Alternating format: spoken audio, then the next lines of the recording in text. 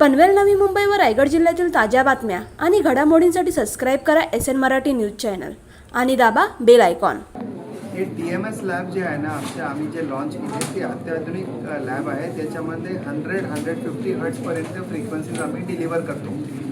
ब्रेनचे जे आहे काय ठरलेले भाग आहेत त्याच्यावरती आम्ही एक कॉईल ठेवतो आणि कम्प्युटराइज पद्धतीने ते ब्रेनची त्या भागाची प्रोग्रामिंग करतो. याला आम्ही TMS म्हणतो. हे नॉन इन्व्हेसिव्ह आहे. पेशंटला काही पेन होत नाही आणि जास्त काही साईड इफेक्ट पण नाही आणि त्याचे काही सेशन्स असतात. या सेशन घेतले की पेशंटला चांगला फायदा होतो. 3 प्रकारचे पेशंट आहे ज्यांना हे TMSनी फायदा होऊ शकतो. फर्स्ट पॅटर्न आहे ते सायकोलॉजीवाले पेशंट्स ज्यांना डिप्रेशन आहे, सिव्हिअर डिप्रेशन किंवा anxiety, obsessive compulsive disorder, insomnia, panic असे पेशंट्सला जास्त फायदा होतो आणि USFDAने अप्रूव्ह केलेलं आहे आणि हे घेतले की चांगला फायदा होऊन जातो. दुसरं आहे जे न्यूरोलॉजिकल पेशंट आहे. न्यूरोलॉजिकल म्हणजे ज्यांना लकवा झाला आहे, ते एक साईड काम करत नाही किंवा बोलायला त्रास होतो, मेमरीचे डिस्टर्बन्सेस आहे, स्पीचचे डिस्टर्बन्सेस आहे, बॅलन्सिंगचा प्रॉब्लेम होतो, लकवेच्या नंतर बॅलन्सिंग जमत नाही, या पेशंटला TMS करून चांगला फायदा होतो. दुसरं आहे ते अल्झायमर डिझीज म्हणा किंवा पार्किन्सन्स डिझीज, या न्यूरोडिजनरेटिव्ह जे आजार आहे त्याच्यामध्ये पण त्याचे चांगले ॲटॅक्सियामध्ये पण चांगला फायदा आहे.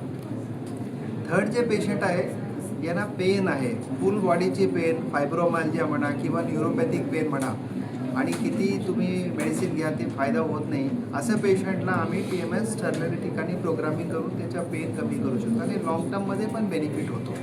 असे पेशंटला याच्या ट्रीटमेंटचा फायदा घ्यावा. ज्यांना मायनर ब्रेन हेमरेज आहे त्याला एक treatment minor brain haemorrhage clotting होतं किंवा तर स्ट्रोक जे आहे, जे पॅरालिसिस आहे, त्याच्यामध्ये 2 प्रकारचे प्रॉब्लेम्स होऊ शकतो. एक जे रक्तवाहिनीमध्ये कुठल्या झाले की ब्लड पोचत नाही आणि दुसऱ्या रक्तवाहिनी फुटून हेमरेज होऊन पॅरालिसिस होतो.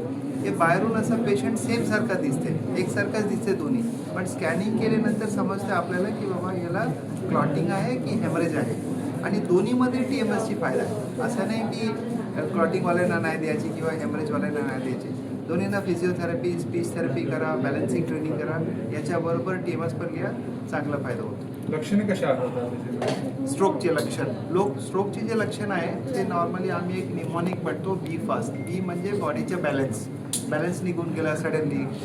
आई म्हणजे डोळ्याची दृष्टी कमी झाली, एक डोळ्याची किंवा दोन्ही डोळ्यांनी, एक साईडला दिसत नाही व्यवस्थित. F म्हणजे फेस म्हणजे फेस वाकडा झाला. आर्म, दोन्ही हात असा वर ठेवले की एक हात खाली जातो किंवा उचलता येत नाही. तर हे आणि स्पीच म्हणजे बोलायला त्रास होतो किंवा बोलले त्यांना समजत नाही.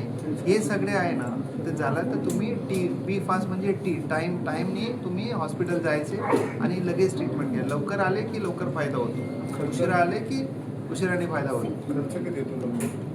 जे स्ट्रोकचे पॅरालिसिसचे ट्रीटमेंटची खर्च आहे की TMSची एक सेशन आहे ना ते अंदाजे 5,000 to 6,000 पर्यंत आहे आणि त्याच्या 6 to 30 सेशन्सपर्यंत असं घ्यायला लागतं. आत्तापर्यंत किती पेशंट आपण म्हणजे त्याच्यावरती उपचार केले, पेशंटवरती उपचार केले? ऑलरेडी मला वाटते की दर महिन्याला मिनिमम 100 पेशंट्स असतात. सो 1 वर्षामध्ये 1000 पेशंट केले असेल. पण आता आम्ही काय केले, टेक्नॉलॉजी अपग्रेड केली. म्हणजे जे मॅक्सिमम जे फ्रिक्वेन्सी आहे, आता असं कोणी पेशंट नाही की ज्यांना फायदा नाही होईल.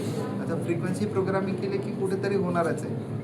तर ते अपग्रेडेड जे टेक्नॉलॉजी आहे वर्ल्डमध्ये नंबर 1 ते आम्ही आणले.